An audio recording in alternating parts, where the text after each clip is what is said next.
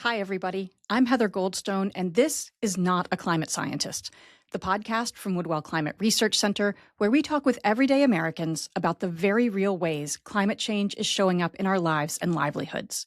We hear what they're doing about it and how we can all get in on the action.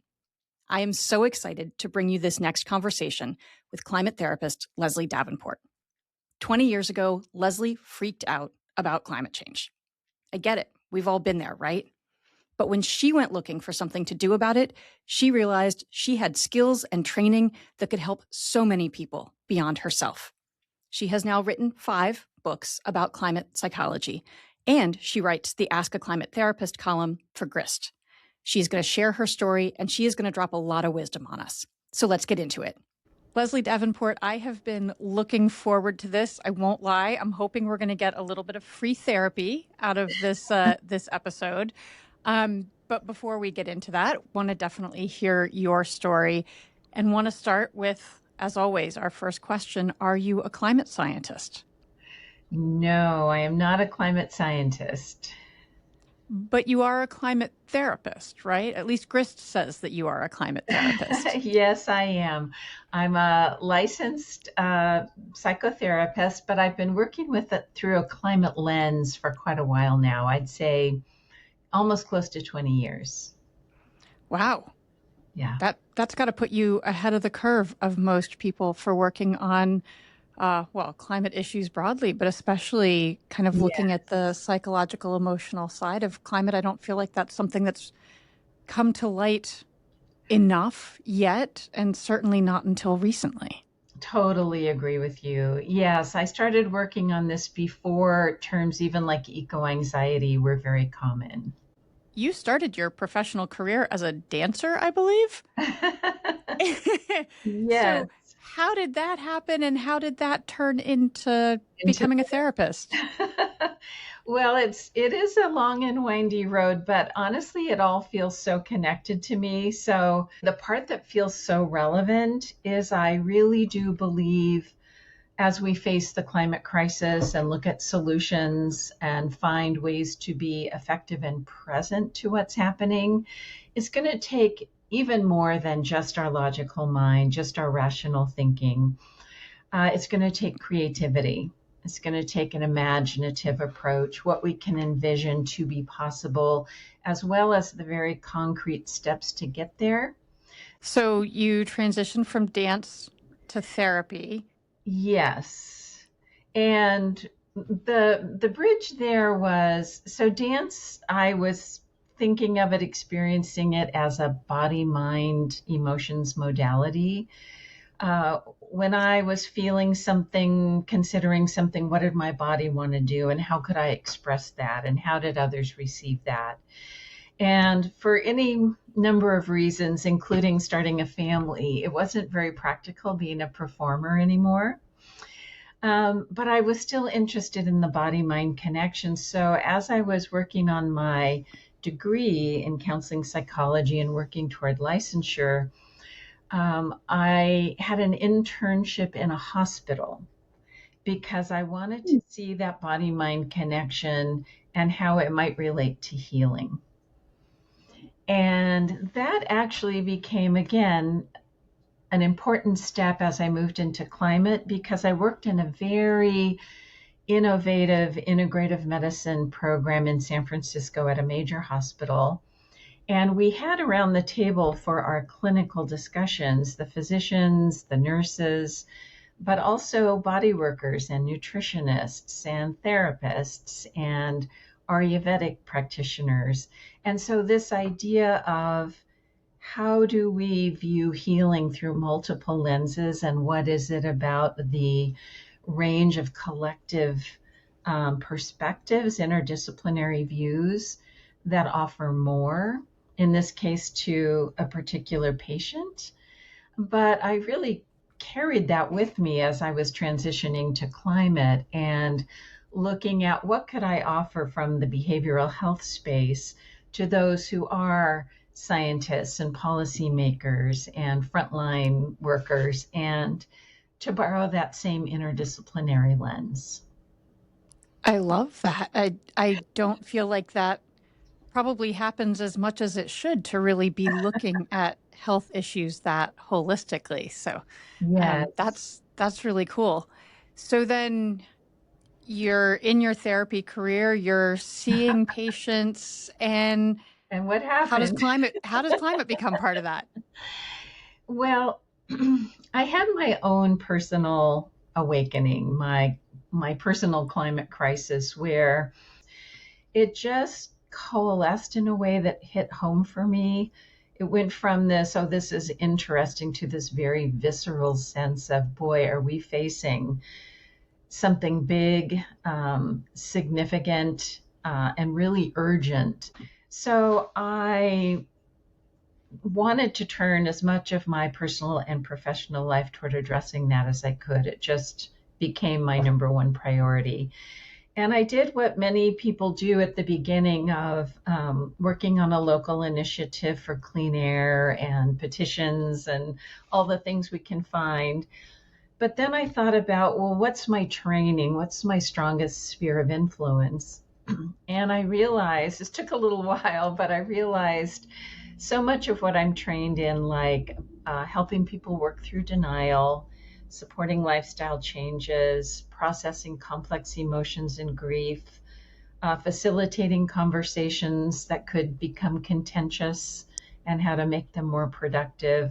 It's kind of like the light bulbs went off, and I'm like, oh, I can really see how this fits. I love that story that you tell of confronting this really huge issue that so many people find overwhelming, are trying to find their place in how do we Yeah. grapple with this, and that you went to, all right, what do I do? What am I trained for? And how do I bring that to bear? And Yes. then it's not even that you went straight to trying to transmit that information to potential patients, but you wrote a book for clinicians first. Yes, first. Hmm. Were you starting to see patients that were asking you or coming to you with this issue?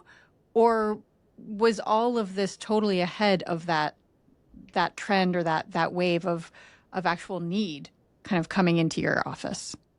It started more as my own awareness, and then, in which way I'm glad about, because I had more time to prepare myself and to really look at what is it that's unique and distinct about climate triggered distress.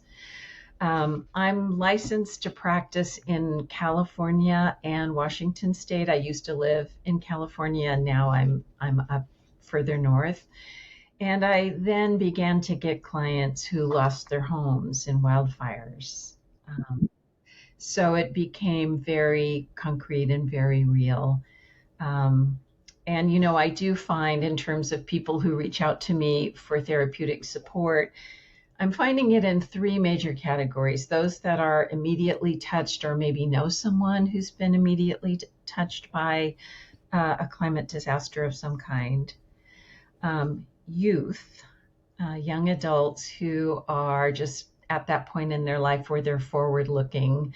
What do I want to do? Where do I want to live? And really feeling also confronted by, I wasn't expecting to be looking at a future like this with so many risks and unknowns, and it changes all my considerations. And the third area being people who are involved in climate work in one way or another. So people working for nonprofits, I've had newscasters who deal with this, but who are highly informed and don't necessarily have an outlet, or their work isn't structured in a way that supports the emotional side of the work. That really resonates.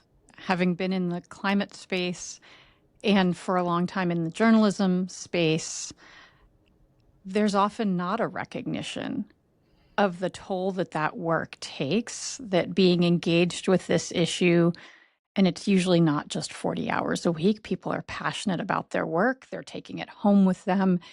And as a journalist, you're supposed to maintain a certain level of objectivity and distance, and you're telling someone else's story, and somehow that's not supposed to penetrate. And so I really appreciate the recognition that really does take a toll. And then I think on top of that, professionals in those spaces tend to maybe not want to publicize, right? That they're feeling that Yes. toll because it feels like uh, a play for pity or, oh, poor us, when they're in positions to know so well who's really being Yes. dramatically impacted on the front lines of climate change, and they don't want to take the focus away from that. So there's so many layers That's of just absolutely true.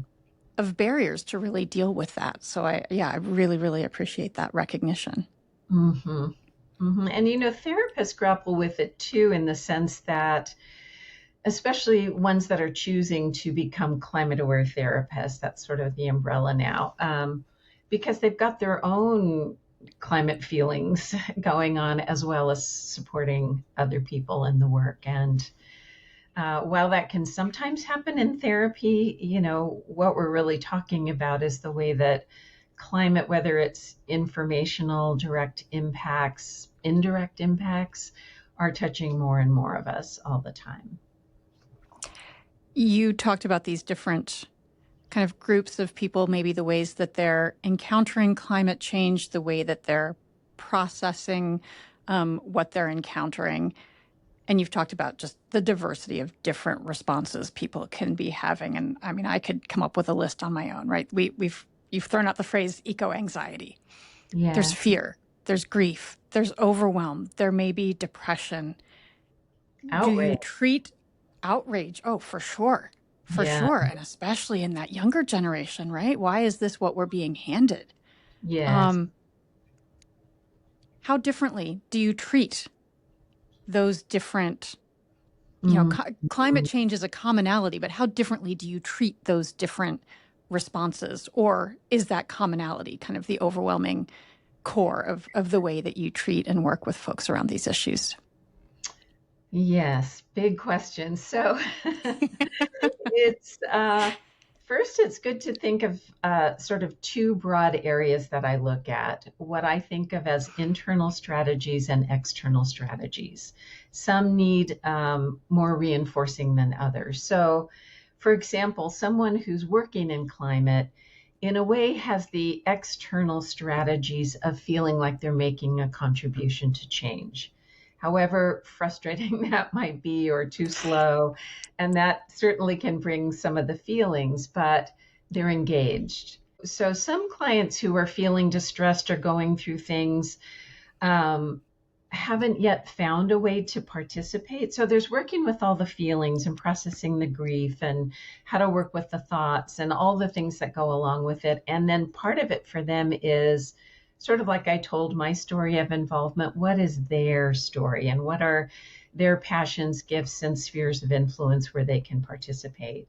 And others who are really active, and I'll just give examples of youth who are out there doing advocacy work, often need a lot more bolstering around the emotional impacts. And so it is learning the tools to calm the nervous system, and that even though there's an urgency to this work, to understand the importance of self-care and restoring.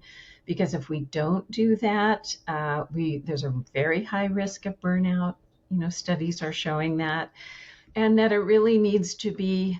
I often think of it as the rhythms we understand in nature. There's an ebb and a flow. There's a turning of the seasons, and we can't just go, go, go without restoring ourselves. But we also can't just stay in the help me feel better without finding a way to participate. So it starts with an assessment of how strong each of those parts are. You're kind of explaining that in the context of working with folks who are in the climate sphere professionally, but it sounds like it would translate exactly to all of us. Yes, exactly. You're right on point there, that we all need both parts. And in my work with people, some need more support building up one side and others the other. So, yep. Hmm. Your books really focus, and you already mentioned the importance of imagination Yeah. and imagery specifically. Can you say Yeah. more about the power of imagery and how you encourage or even, teach people to work with imagery as a part of their therapy in grappling with climate change? Well, let me give this simple example, and I'll ask you a question, which is how many windows are in the home you're currently living in? You can just take, 10 seconds here, 20 seconds. Do my big sliding doors count as windows or doors? Well, actually, that's probably enough to pause because what I wanted to illustrate is probably, unless you recently remodeled or something, you probably took a little tour of your house. Hmm. You went and looked in this room and counted these ones and wondered about the sliding door. That's a type of imagery. We didn't have a number pop up 24 windows. That is how we access a lot of information are through images. And it's so natural that we often don't think about it. But those images can really support us or they can distress us. It's a communication channel.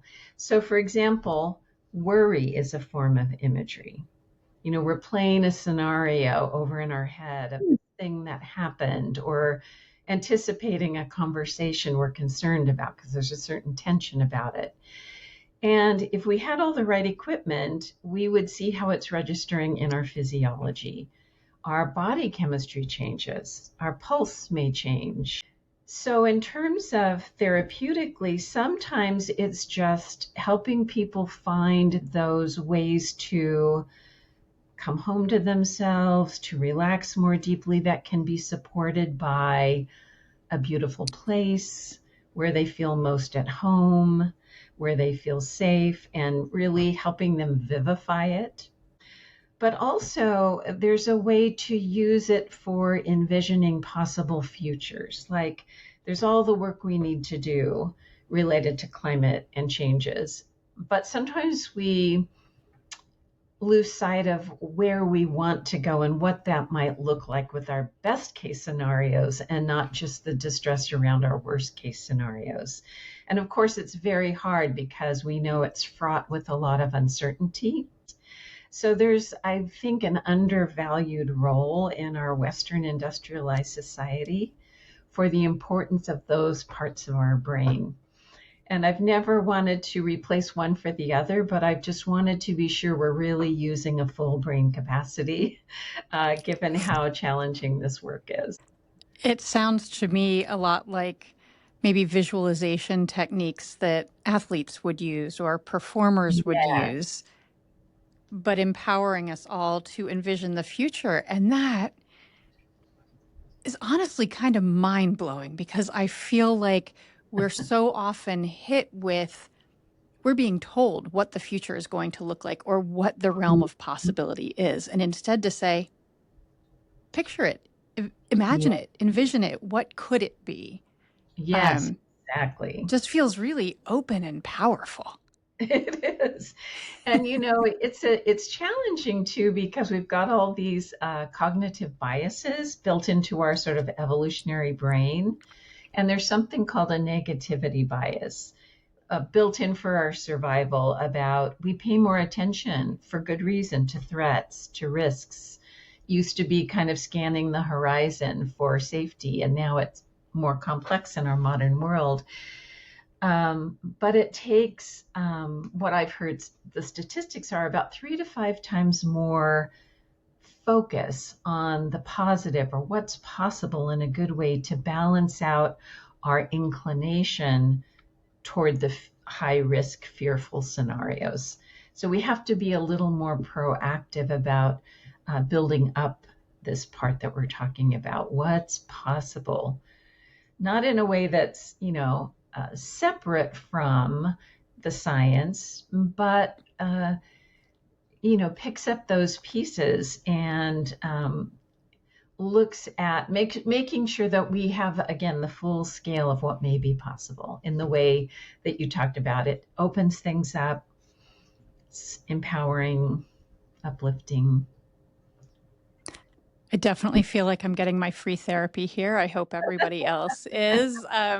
I mean, I'm a champion catastrophizer. I mean, And there's, obviously, we need to pay attention to those risks, right? Like yeah, oh, if there weren't 100%. risks, there wouldn't necessarily be a need to change what we're doing and address this in the same way. But finding Yeah. that possibility, yeah. And it's psychologically challenging to hang out in the uncertainty, right? Mm. You know, that we're not sure how it's going to unfold. And it is fraught with threats and risks that are quite real. So, just psychologically, not from a science point of view, but sometimes people move to doomism because they can emotionally rest. And what I mean is, rather than this, I don't know what's going to happen, it's really hard to be here, if they just say, it's too late, what can I do anyway? I'm not saying that it's built on truth, but it's built on a place to get out of uncertainty, sort of like the polar opposite of denial. Oh, it's not that big of a deal, so there's nothing I need to do anyway. They both go along with this, somehow we're off the hook, whether it's less serious than we're talking about or whether it's more serious than we're talking about. It takes us out of the challenge of navigating this very dynamic place that we're in. That is so interesting. Since you brought denial up, and it's the second time you've talked about denial, you actually mentioned denial when you first talked about the skill set that you could bring as a mental health Mhm. professional to dealing with climate change. I guess first question is, can you just define what you mean by denial? Because my brain immediately goes to the climate denial. It's not happening. We're not causing it. It won't be bad. Is that the denial you're talking about, or is there something else as well? I think, well, we know some of that still exists. Thankfully, I've heard that's getting to be a smaller and smaller portion, partly because climate visibility is on the rise. It's in all of our lives at this point. Yes.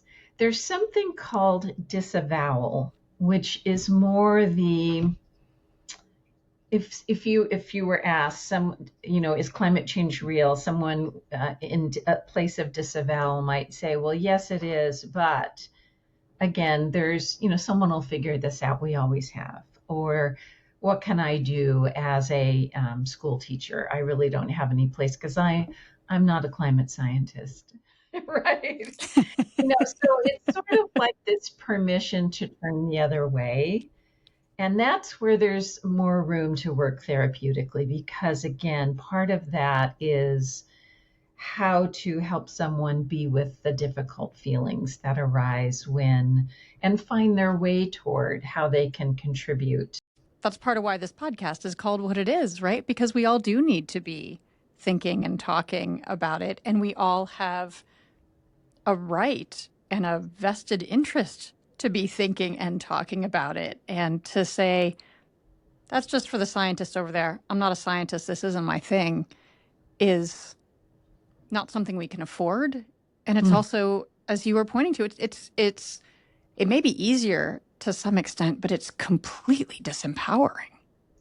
yes. And there's so many beautiful examples I've run into about a range of professions and what people are doing. They're really, I can't think of an age group, a professional discipline that doesn't have the opportunity to do a review through a sustainability lens or a way to contribute in some manner. Because I love Catherine Hayhoe, the climate scientist, who talks so much about even bringing it more into the conversation and allowing it to be more normalized as something that where there's a shared concern. Really opens up a lot of possibilities and helps things move toward more policy and more support and all the things that we need. For me personally, there is nothing worse than having a big, scary problem and trying to keep it a secret. And Yeah. that's what so many of us are essentially doing in trying not to talk about climate change, being worried that somebody might disagree or, just not sure where that conversation is going to go. And I would imagine that patients get a lot of, well, I'm going to rephrase that. People get a lot of relief finding an outlet to talk about that. And maybe they feel most comfortable coming into the private setting of a therapist's office to say, I got this big thing that I've got to unload. But wouldn't it be great if we could get that out into the open and all be talking about it? Yes, 100%. And you're right, it sometimes starts in a more confidential setting, but part of my work is encouraging people to talk about it. And you're right. We know that more and more people are concerned, more than half, is my understanding, in the US. And yet there is this shared, like, ooh, but maybe I shouldn't say anything because maybe they're not feeling this too, when I think, as you said, a lot of us are carrying the same secret, carrying the same concern. You have written 5 books so far on climate, I don't know, climate psychology, let's call it. Yes. Coming Um, up. Yes, that's right. I think that's right. I think I got them all. Yeah. Two for practitioners, right? One, I guess, broadly for patients, maybe more toward adults, and then a couple geared toward kids. Let's start with practitioners. You Mhm. used this term earlier, climate aware therapists. Yes. What in your mind does it take to call yourself a climate aware therapist, and what would you ask of Mhm. others in your profession to become more climate aware and more able to help people grapple with climate change? Yes. Well, unfortunately, at this point in time, there's no mental health licensure anywhere from counselors, social workers to psychiatrists that requires any training at all in being climate aware. And unfortunately, what happens is that if someone comes in with climate triggered distress to a practitioner who does not have that broader understanding, they pathologize the person, again, as being too sensitive, or this is generalized anxiety and they're sort of obsessing over one thing, rather than starting with, this is an extremely valid concern. And of course, you're feeling whatever those things are that we talked about earlier. And then from there, that place of validation going into how the support might look. So the mental health field has to conscientiously seek out additional training. So I offer continuing education workshops, as do others. There are organizations starting to form, like the Climate Psychology Association, which is sort of a network and hub for therapists to come together and learn more and begin to shape the foundational principles of this specialization. So, but it takes effort, or to go, spend time with a book, consult with a colleague.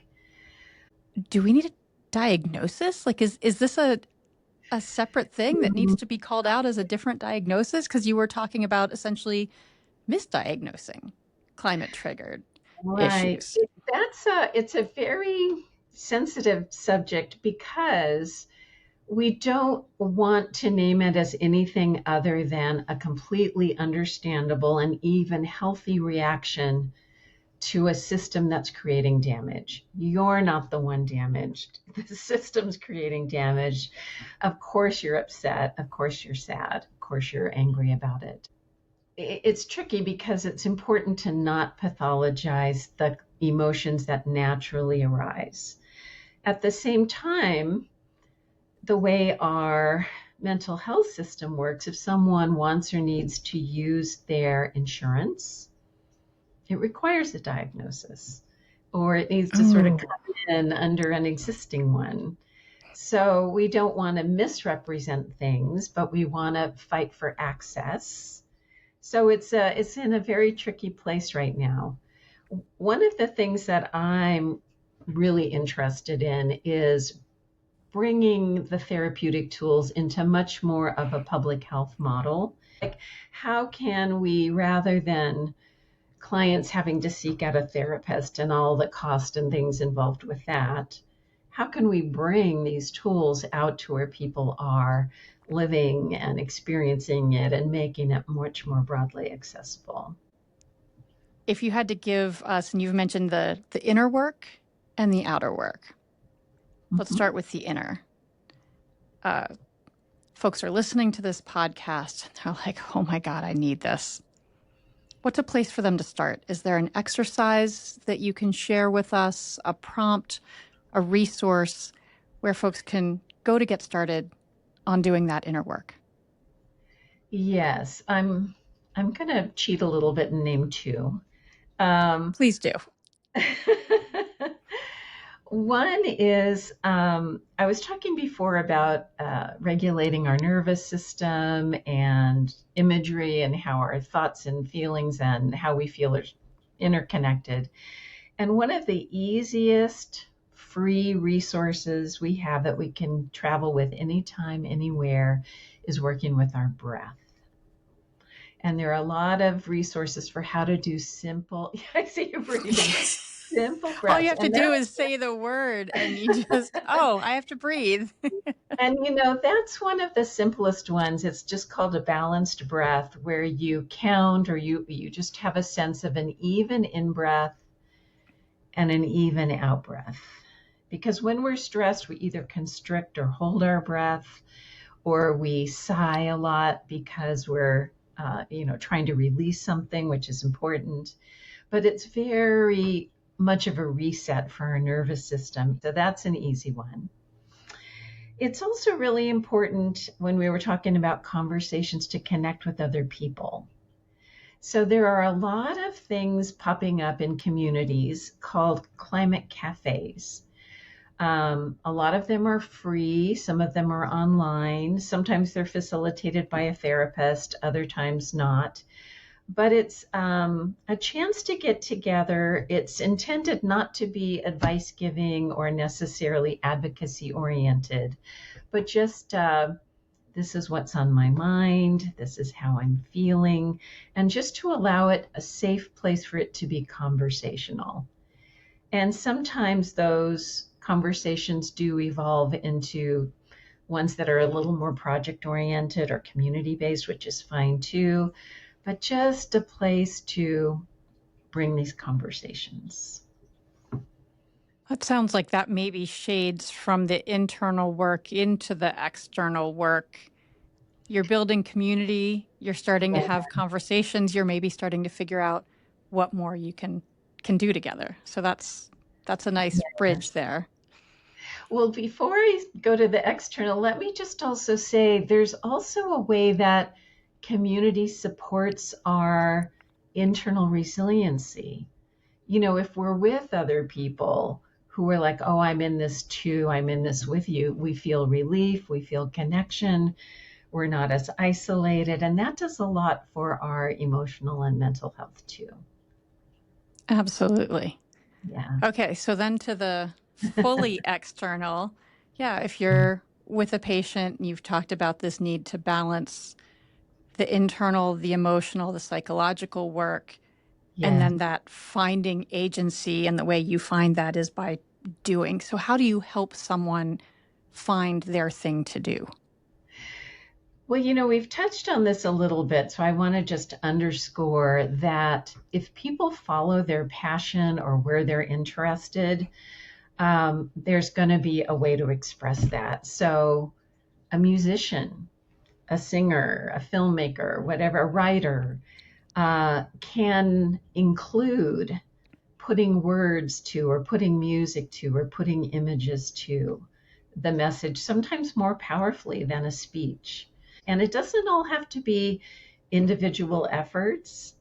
In fact, it can be really helpful to join a local nonprofit or just an informal community group, or some faith communities have a green group within their congregations. There are just so many ways to um, find those outlets that align with where you want to make a difference and perhaps the skill and training you have. I was actually talking with somebody the other day who was doing a lot on charity and giving and how important that is. And some people may be in a position where that can be their most powerful contribution. There's sort of no limit to it. So just to, open up that notion of what does advocacy look like? It looks like everything, right? I totally agree, and I love that. Yeah. Well, Leslie, I want to thank you so much for a conversation that has left me feeling lighter, that has really brought in some new ideas for me.